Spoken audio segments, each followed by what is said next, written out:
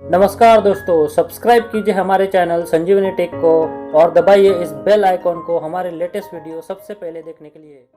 नमस्कार सभी दर्शकों का स्वागत है आज के इस वीडियो में नौकरी करने के दौरान ईपीएफ में जो कर्मचारी अपना कंट्रीब्यूशन देता है और रिटायरमेंट के बाद ये जो फंड मिलता है तो इस फंड को जो है वो आप किस तरह से टैक्स फ्री कर सकते हैं, तो इसी विषय के ऊपर आज मैं आपको इस वीडियो में जानकारी देने वाला हूँ।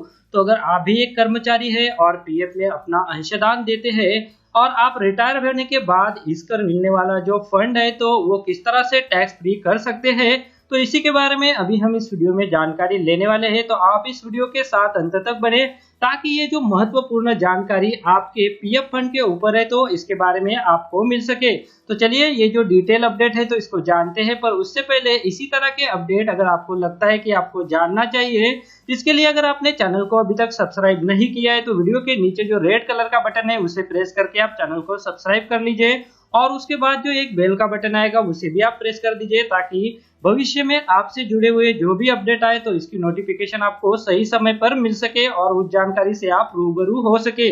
आज हम इस वीडियो में जानने वाले हैं कि रिटायरमेंट के बाद आपको जो फंड ईपीएफ से मिलता है वो आप किस तरह से टैक्स फ्री कर सकते हैं।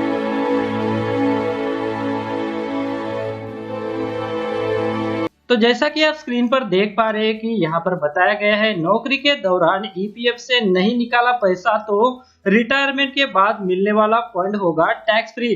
तो जी हाँ, हम सभी जानते हैं कि प्राइवेट सेक्टर में काम करने वाले कर्मचारी अपनी सैलरी का 12% जो है वो हर महीने ईपीएफ में अंशदान करते हैं।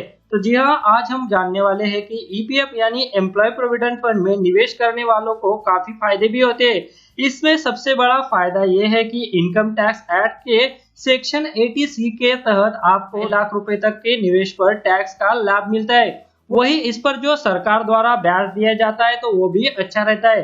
चालू वित्त वर्ष यानी साल 2018-19 के लिए सरकार द्वारा ईपीएफ के लिए 8.65% की ब्याज की घोषणा की गई थी और ईपीएफ खाता धारकों के अकाउंट में इस ब्याज के रेट से जो अमाउंट है तो वो भी क्रेडिट कर दिया गया है। जिन खाता धारकों के अकाउंट में अभी तक ये अमाउंट नहीं आई है तो जल्द ही उनके खाते में भी 8.65% के हिसाब से इंटरेस्ट जो है वो जमा हो जाएगा।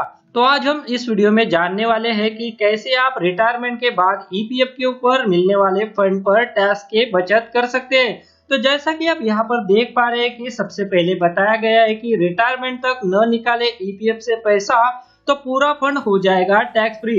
अगर आप रिटायरमेंट के वक्त तक अपने ईपीएफ से कोई भी पैसा नहीं निकलवाते हैं तो आपको रिटायरमेंट के वक्त ये फंड टैक्स फ्री मिलेगा।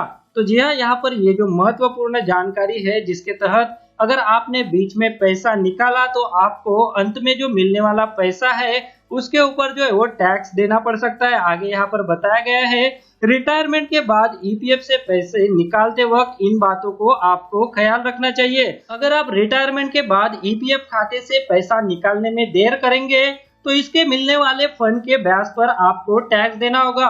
ऐसा क्यों होता है, तो इसका जवाब है कि ईपीएफ पर मिलने वाली टैक्स की छूट की सुविधा सिर्फ कर्मचारियों के लिए है और रिटायरमेंट के बाद या नौकरी छोड़ देने के बाद व्यक्ति कर्मचारी नहीं रह जाता, लिहाजा ईपीएफ के मिलने वाले ब्याज पर टैक्स देना होता है। आगे यहाँ पर बताया गया है नौकरी पेशा वर्ग के लिए खुशखबरी, अब 5 साल नहीं बल्कि 1 साल की नौकरी पर ही मिल सकती है ग्रेजुएटी। तो इसके ऊपर जो एक अलग से वीडियो आपके लिए आने वाला है। फिलहाल यहाँ पर हम देख लेते हैं कि टैक्स फ्री ब्याज भी मिलेगा तो 5 साल के बाद।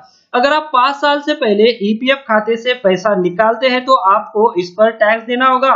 वही 5 साल के बाद इस फंड से पैसा निकालेंगे तो आपको टैक्स फ्री पैसा मिल जाएगा। आगे यहाँ पर बताया गया है ईपीएफ खाते में कब तक मिलता है ब्याज। ईपीएफ के निष्क्रिय खातों में भी ब्याज मिलता है जब तक अकाउंट होल्डर 58 साल का नहीं हो जाता। हालांकि अगर अकाउंट होल्डर रिटायर हो जाता है तो और उसके बाद खाता निष्क्रिय होता है तो ऐसे खाते में ईपीएफओ ब्याज नहीं डालता है। 2011 में ईपीएफओ ने इस तरह के अकाउंट में ब्याज देना बंद कर दिया था जो एक्टिव नहीं है, लेकिन साल 2016 में यह नियम बदल गया। तो जी हाँ, कर्मचारियों के लिए ये जो महत्वपूर्ण जानकारी पीएफ के ऊपर जो मिलने वाला फंड है तो वो आप किस तरह से टैक्स फ्री कर सकते हैं, तो उसी के बारे में आज मैंने आपको इस वीडियो में जानकारी दी। अगर आपको ये वीडियो अच्छा लगा है तो इस वीडियो को लाइक जरूर कीजिए और दूसरे कर्मचारियों को साथ भी शेयर कीजिए ताकि ये जो महत्वपूर्ण जानकारी ईपीएफ में जमा होने वाले फंड और रिटायरमेंट के बाद मिलने वाले फंड के संदर्भ में है, तो इसकी जानकारी सभी कर्मचारियों को मिल सके। और दोस्तों, इसी तरह के अपडेट जानने के लिए अगर आपने इस चैनल को अभी तक सब्सक्राइब नहीं किया है तो वीडियो के नीचे एक रेड कलर का बटन है जिसपे सब्सक्राइब लिखा हुआ है, उस पर क्लिक करके आप चैनल को सब्सक्राइब कर लीजिए। और उसके बाद जो एक बेल का बटन आएगा तो उसे भी आप प्रेस कर दीजिए ताकि जो आने वाले अपडेट है वो आपसे किसी भी तरह से मिस ना हो सके। तो आज के इस वीडियो में बस इतना ही। आगे भी ऐसे अपडेट जानने के लिए ऐसे ही बने रहिए। तब तक के लिए जय हिंद, नमस्कार।